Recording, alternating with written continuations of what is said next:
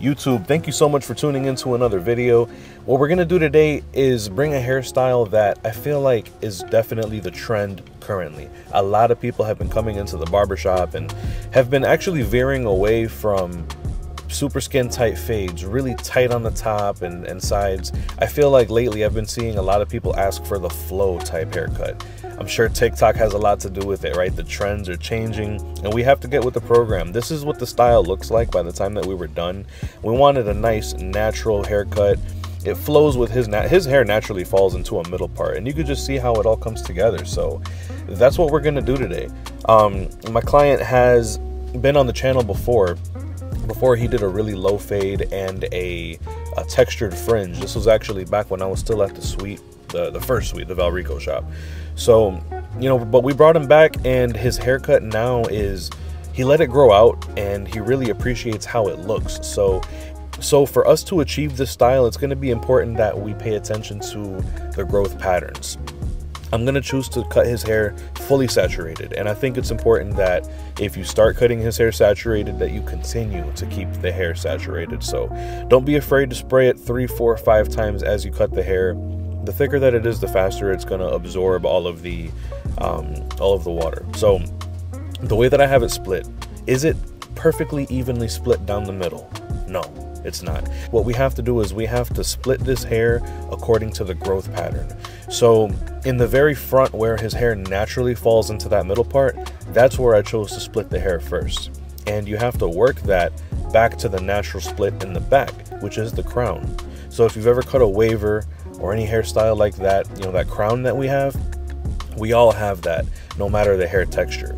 So, or the hair pattern, the hairstyle, we all have a natural crown. So I'm gonna split the hair based on that. I'm gonna follow that shape first, and then we're gonna go ahead and start trimming the hair. You can see here, I'm gonna trim it right there at his eyebrow, because that was his only request. He's like, I want the hair naturally to flow, but I don't want it to be way past my eyebrows or my eyes. I want this to be a lower maintenance haircut. He wants it to sit naturally. So I'm like, all right, that's the mission. That's what we're gonna do. We're gonna start trimming right there at the eyebrow, and I'm gonna take this guideline all the way around. If this haircut was gonna be one that was very tight on the sides, you know, let's say debulked with a number 4 and then a fade, then I would take this guideline and it would be much tighter to his head. My fingers would be pressed right up against his head, but they're not. It's at least 2 or 3 inches pulled off of his scalp, as you can see there, because I need to leave some room for the length. Is this an unconventional way of cutting hair compared to how most of you may have learned? Maybe. But this is inspired by the DFS formula. It's a formula that Josh OP has come up with. So a lot of the OP45 educators and Tomb 45 educators have been pushing this. And it's for a good reason. It has taken away a lot of the guesswork that I used to have to do when cutting hair. I always used to get so nervous when cutting hair. I would guess, and just the whole time I was making guess cuts and fixing them, right? So the formula for me personally definitely helped take away that guesswork, and it made me a lot more confident in doing these type of hairstyles. So this is why I wanted to bring this one for you today. Now again, notice here, I'm back towards that fringe area, those bangs, so I'm pulling the hair farther away from the scalp because I need that extra length for it to flow so he can have that hairstyle that he wants. I'm still going to encourage every single one of you to go to Barber Josh OP and get the course. I'm still learning it myself. I just wanted to share some of the gems that I've picked up so far along the way. The reason that we set the foundation that we did is because, and we weren't worried about perfectly even partings, is because right here, this step where we bring the hair up in sections and we bring the hair straight up, so we can see a point that we've cut on the left side and we can see a point that we've cut on the right side. And that means that the triangle length now that's left in the middle, and you'll be able to see better here. I know it was just out of frame, but you'll be able to see right here, when I pull the hair up into this chunk right here, that triangle length in the middle is, you're safe to completely lap that off. Now, the next step is where we're going to be able to refine it and make sure that it's sitting really nice and even, but we'll get to that in just a moment. This is how you're going to make sure that the hair is even. It super simplifies how you cut length on top. So for me, this has worked really well. You set that perimeter all the way around, no matter how short or how long that perimeter is. For those of you who don't know, the DFS formula actually works for longer length of hairs, layer haircuts, all sorts of different styles.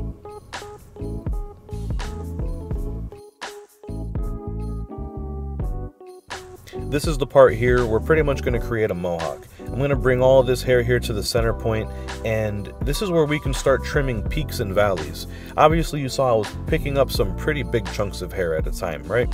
For efficiency, right? You can get through and take off all of that unnecessary length that you know has nothing to do with this hairstyle, so you can just lop it off.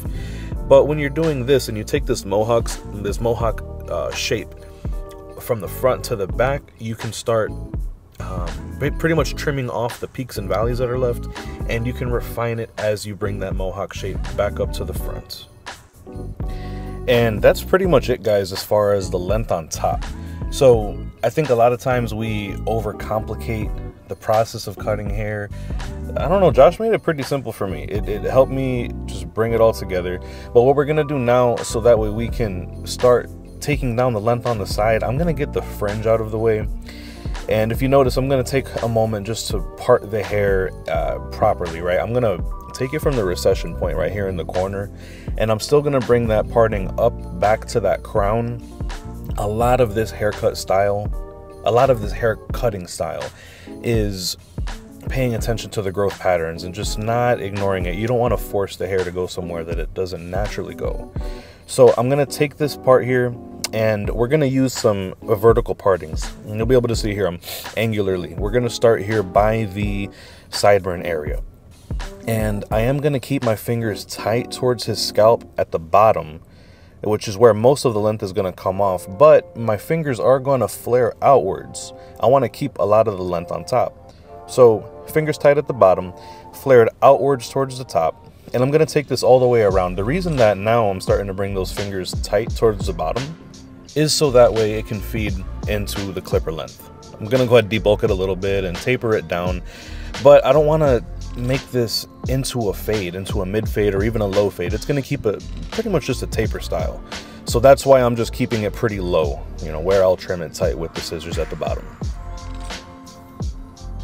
So that's pretty much the process that we're going to do as far as the sides go.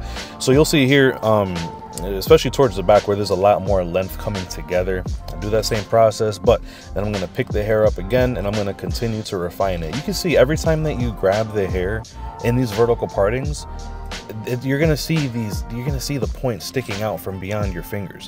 So really, scissor cutting can be pretty simple. You know, it's just a matter of planning ahead of time. And look, we're going to repeat the same process on the other side. I'm going to find where the hair naturally splits right there at the recession, and I'm going to bring it back to that crown parting there. And we're going to just do it all over again. So you can see that lump of hair right there that's flowing over his ear. So you can see, you know, that's the mission. That's what we're trying to eliminate right there. So yeah, I'll check back in with you guys in a minute, but that is the process so far. And yeah, we'll just keep it rolling.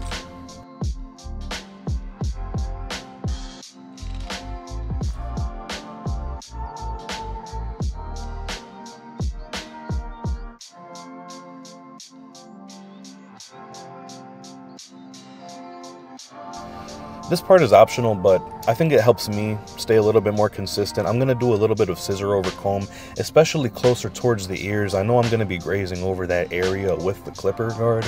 So I'm just going to do a little bit of scissor over comb. It's going to help me pretty much even out any hairs that I may have missed. Like you said, I'm not, you guys have seen, I haven't been taking super precise partings, right? I've kind of been picking up chunks of hair as it flows, the way that it naturally flows. So this is just going to help as far as refining it a little bit. But yeah, man, this is, you know, just do this all the way around. I'll take this all the way around the taper and the other side of the ear. This is just preparing for me going in with the clipper to be able to taper down the hair a little bit. So the shears that I'm using, it's really not necessary to use shears this big either. You know, these actually, the length of shear, this is the 8-inch that's from Fresh Shears. And I decided to try them out. You know, I was thinking efficiency, right? If I'm going to be able to maintain 30-minute appointments, if I'm going to be able to, you know, be an on-time barber but still putting out really great haircuts, I figured that a longer blade would be able to help me cover more ground at once while I'm trimming.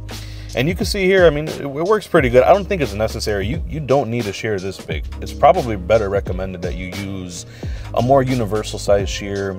Maybe a 6.5-inch shear is definitely more than enough for most barbershop uses.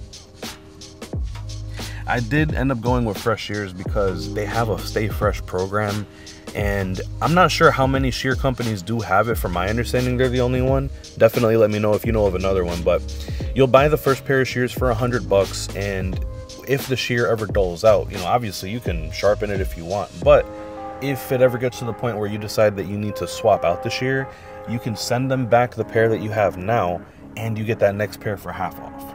So your first pair of shears is $100, and then you actually get a new pair of shears for $50 after that.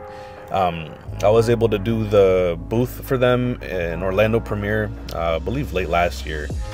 Whichever year it was, like the month was thrown off because of the pandemic, maybe a couple years ago. But yeah, we were able to do that, and somebody was asking if it actually is a brand new shear that you get, because I guess there's other companies that'll give you kind of like a resharpened shear or a refurbished shear.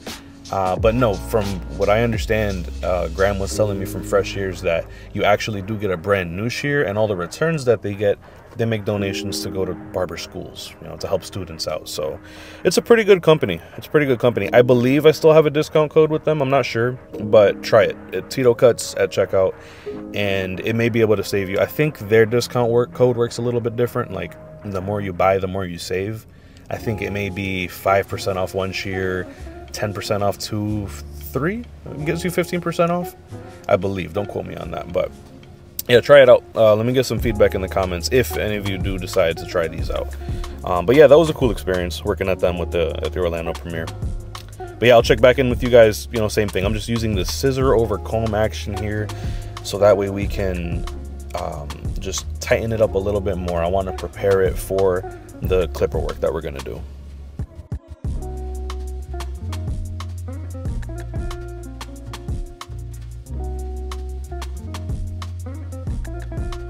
So this is what we were preparing for, with taking the fingers tight down towards the bottom, a little bit of scissor over comb towards the bottom, just to refine it. Let's graze over that whole area with this number 4 guard. So in this case, I'm using the Stylecraft Instinct. The Instinct X was good. Nothing wrong with that clipper.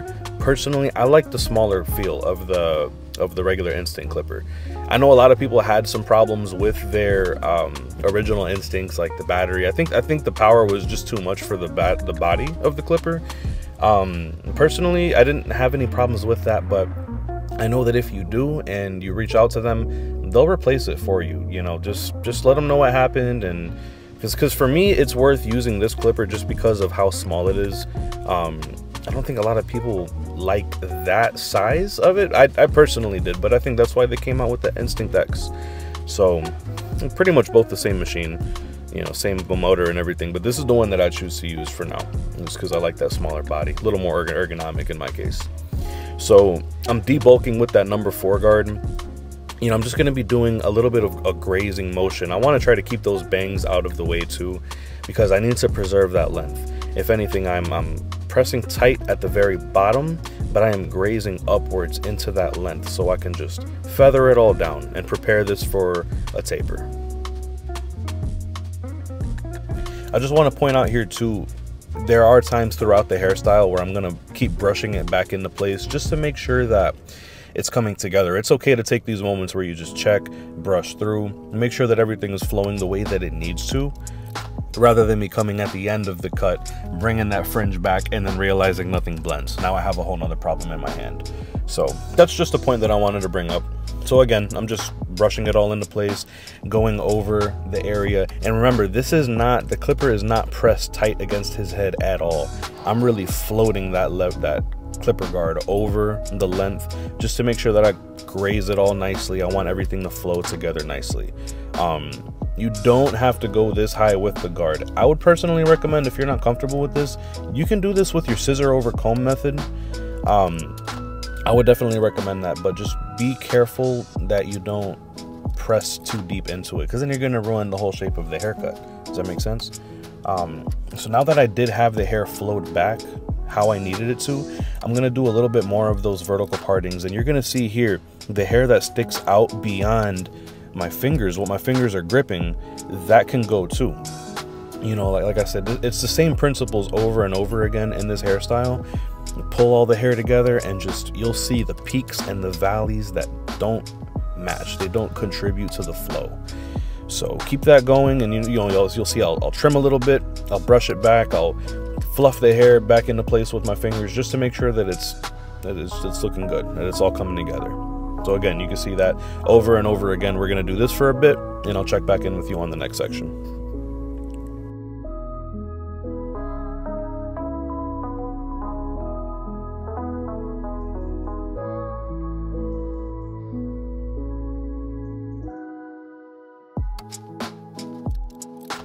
So at this point, to manage a little bit of the bulk and not remove too much hair, but just create softer transitions, I'm going to use my blending shears. These also are from Fresh Shears. They have all sorts of long shears, short shears, blending shears, curved shears, straight shears. They have it all. But I'm using the blending shears in this case. I think this one actually is, it's the KOA. I'm not sure if it's pronounced KOA flip. It's a 40 tooth and it's a flip. So you can have the teeth facing upwards if you're trying to create a little bit more volume, or you can have the teeth face downwards if you're trying to work on laying down the hair. So generally, I tend to take off a little bit more hair and create more volume with the teeth facing up on the flip tooth shear. So, you know, maybe I'm using them wrong, but the results seem to work pretty good for me. So I use a little bit of that, the blending shears in that process, just to remove a little bit of bulk, right? So I'm at the bottom of this taper now, and you guys have seen in other videos on my channel, I don't like to do that upside down, that rainbow shaped taper too much. I would much rather that it complement the shape of the head. So I'm giving it a slight curve upwards towards the edges on the sides shape. I started with it all the way closed, and then I opened it, and I'm just gonna do a little bit of lever play in between there, so that way we can just work on the transition from the get, you know. And we're gonna keep this very low. I want this to be a low taper. I don't want it to interrupt the shape that we've put all this work so far into building. So I did that on the back, and I'm gonna do the same on both of the sideburns. I'm gonna start off just touching it just a little bit. Actually, this one isn't even going to be as tight of a taper because we're going to have it flow into the facial hair that he already has. He's been working on grooming it himself, so we're just going to make it work. We're going to flow into what he's already done on the sides there. Sometimes instead of jumping in straight with the guards, you can actually use the clipper comb to be able to manage blending a taper into some longer length hair without having to go in and create guidelines. For example, most of the time, if it's a flush haircut on the side, I'll just go in with my 0 guard closed and then blend out that line and then go in with the 1 guard. But I wanted a bit of a softer look. I really didn't want to interrupt the shape of the taper. I'm sorry, not the taper, but I didn't want to interrupt the shape of the whole haircut overall. So in this case, I decided to use the clipper comb. So that's just something I wanted to point out here.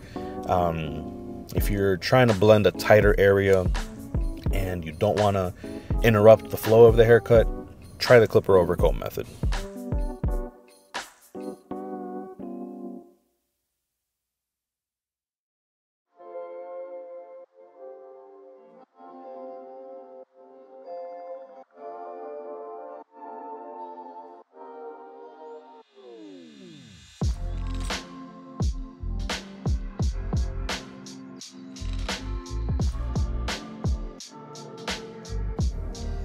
So here we are back again with the blending shears, and again just going over that transition area. So using tools like the blending shears or choosing to use clipper over comb instead of going with guards, all of those things are things that can help you prevent messing up the shape that you've worked so hard to get so far. So I'm going to go over pretty much all of it over again here, the taper area, you know, just over and over again. We're going to continue refining and refining, and we're getting pretty much close to the end of the time that it took to trim the haircut. And if you had a client that really doesn't want a sharp edge up, or they want a really fully natural look, then you're pretty much at the end of the hairstyle. If they didn't want you to style it for them, you could have wrapped up this service in right there just barely over 20 minutes. But what we are going to do that's extra, and we're going to go ahead and do a little bit of haircut styling. We're going to be doing a little bit of a lineup, right? So we're going to give him that full barbershop experience, get him real clean out. But yeah, we're going to use a little bit of blow drying and texture powder, so that way we can get his hairstyle flowing the way that he needs to.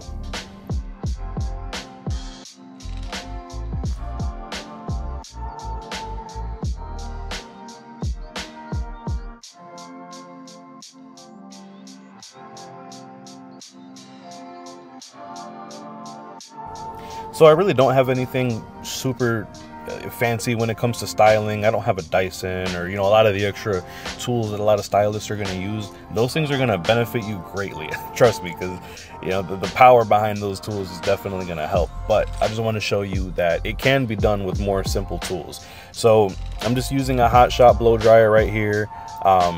You know, and if anything too, I'm bringing the haircut back into the style that he walked in with, that he wanted from the beginning. That natural split part in the middle, you know, split his hair where it naturally does, where he likes it. And I'm just working through, I'm combing through. I'll be using my fingers in a little bit just to kind of create that style and volume that he wants. But overall, guys, it's a pretty simple process. Just make sure that you dry all of the hair in the style that your client wants to. And then we're going to come back in the end and apply some texture powder, so that way we can really get this thing flowing. I wanted to separate those bangs, let those lay forward while we brushed and blow dried everything else towards the back. And then you can come in here with a little bit of 245 pure powder. And, you know, this product is definitely one of the more simple products on the market for your clients to style their hair. And if you show them what it can do, you can take advantage of it. You already have a discount code. You could see Tito10. Well, it'll get you 10% off the product. You can buy it at a discount and flip it at the barbershop, sell it to your clients. Show them how easy it is to style their hair with it. And personally, it's one of those products that my clients continue to come back for. The powder does last a long time, so they may only come back to you every 3, 4, 5 months, depending on how much they use it.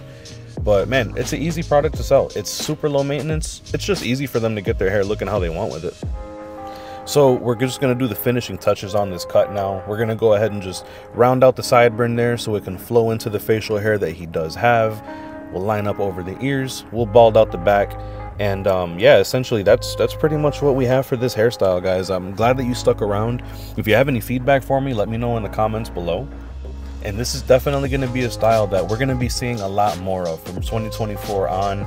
People are just veering away from those overly tight haircuts, and they can appreciate a barber who can give them some flow, a hairstyle that'll grow out a little bit nicer, right?